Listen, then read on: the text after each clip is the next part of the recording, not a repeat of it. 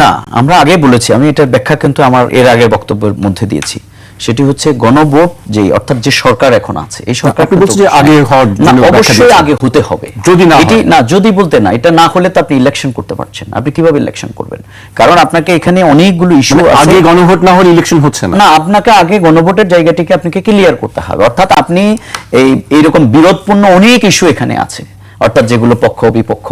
কিন্তু একটি জায়গায় আমি শরীফের সাথে এটাতে একটু যুক্ত করতে চাই এইভাবে, মানে আমরা যখন কোনো একটা জায়গায় সালিশে বসি, তখন কিন্তু সালিশে দুটো পক্ষ থাকে, নো ডাউট, কিন্তু মাঝখানে একজনকে তো এটা প্রিজাইড করা হয়।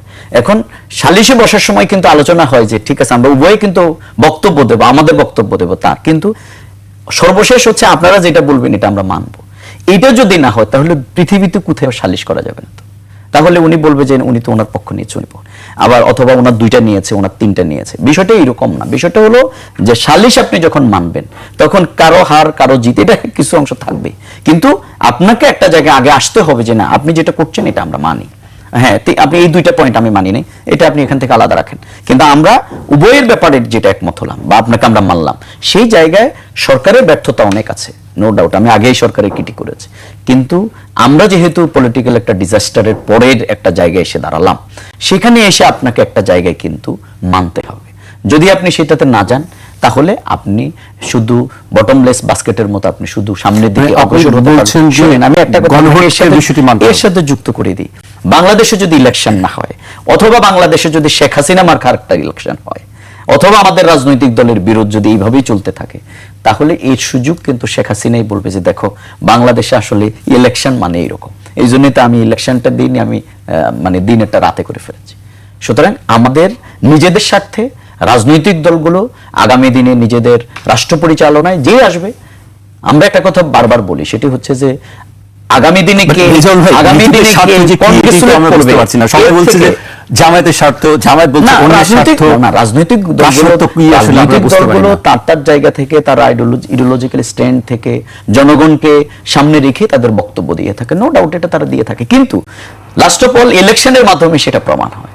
অর্থাৎ আপনি ফ্রি ফেয়ার ক্রেডিবল ইলেকশন যখন হয়, লেভেল প্লেইং ফিল্ড হয়, তাহলে আমরা তো প্রত্যেকেই এতদিন কি অ্যাচিভ করলাম। আমরা যেমন মনে করেন খুব চমৎকার পড়ালেখা করলাম, আমি বললাম আমি ভালো পারি, আপনি বললেন আপনি ভালো পারেন, কিন্তু পরীক্ষার মাধ্যমে আপনাকে সেটা প্রমাণ।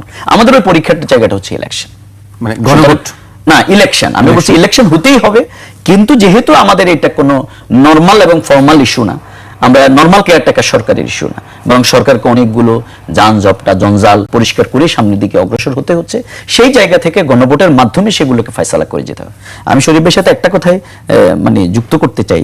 শরীফ ভাই দুইবারই এটা বলেছেন, বাংলাদেশ জামাত ইসলামী একদিকে যেমনি এই দেশের গণতান্ত্রিক আন্দোলন থেকে শুরু করে প্রতীক আন্দোলন সংগ্রামে আমরা গুরুত্বপূর্ণ ভূমিকা রেখেছি, আবার বিগত সরকারের সময় সবচেয়ে বেশি নির্যাতনের শিকার হয়েছি আমরা, ওই অর্থে যে আমাদের শীর্ষ নেতৃবৃন্দকে কিন্তু এখানে হত্যা করা হয়েছে। এই সকল স্যাক্রিফাইস নিয়েও আমরা মনে করি দেশটা আমাদের ঐক্যবদ্ধভাবে দেশের স্বার্থকে সংরক্ষণ করে এগিয়ে যাওয়া দরকার। কিন্তু আমরা আসলে এই বিপ্লবের মধ্য দিয়ে আমরা কি দিল্লি না ঢাকা বলছে, না ঢাকা, এই তরুণ প্রজন্ম বলেছে। সুতরাং আমরা এখানে আধিপত্যবাদী চায়না বলেন, ভারত বলেন, আমেরিকা বলে, সাম্রাজ্যবাদী এবং আধিপত্যবাদী কারোই আমরা এখানে। আমার প্রশ্নটি আরেকটি ছিল, যেটি হচ্ছে আপনি বলছিলেন যে আগে গণভোট হতে হবে তারপরে জাতীয় নির্বাচন। এখন বিএনপি যদি বলে যে গণভোটে তারা আগে গণভোট হলে তারা সেই বিএনপি ব্যাপারে তাদের বক্তব্য তারা দিয়েছে। প্রথম তো তারা গণভোটে যায়নি, প্রথম তারা, আমি আগেই বলেছি, প্রথম কিন্তু বিএনপি অনেক কিছুই, বিএনপি প্রথম বলছে যে এই সরকারের সংস্কার করার কোনো ইয়ে না, এই সরকারের শুধু কাজ হলো একটা ইলেকশন। কিন্তু বাই ফ্রেম ওয়ার্ক করতে করতে তারা এই জায়গায় এসে দাঁড়িয়েছে। এখন গণভোটটা টাইম নিয়ে কিন্তু এখন একটা বিপত্তি আছে, কিন্তু আজকে দেখলাম তো সেটি রেফারি নিয়ে অথবা আরো অনেক প্রশ্ন তাদের একসাথে দেখা দিল। তো সেগুলো কি হয়তো ওনারা ক্যাটেগরিক্যালি বললে আমরা বুঝতে পারবো যে কোনটার প্রতিফলন হয়নি, এবং এই ব্যাপারে আমাদের বক্তব্য আছে, আমরা সেটা দেব। আমার বক্তব্য সেই জায়গায় না। আমি বলতে চাচ্ছি যেমন আমরা পিয়ার পদ্ধতি বলেছি, যে আমাদের আজকে কি এখন পিয়ার পদ্ধতিতে নিম্নকক্ষে ইলেকশন হবে কিনা এটা কিন্তু এখনো সেটেল না, কিন্তু তারপরেও আমরা বলছি যে আমাদের প্রত্যেকের অপিনিয়ন থাকবে, আমাদের মত থাকবে, কিন্তু এটা না হইলে এটা নয়, এটা না বলে বরং দেশের স্বার্থে, জনগণের স্বার্থে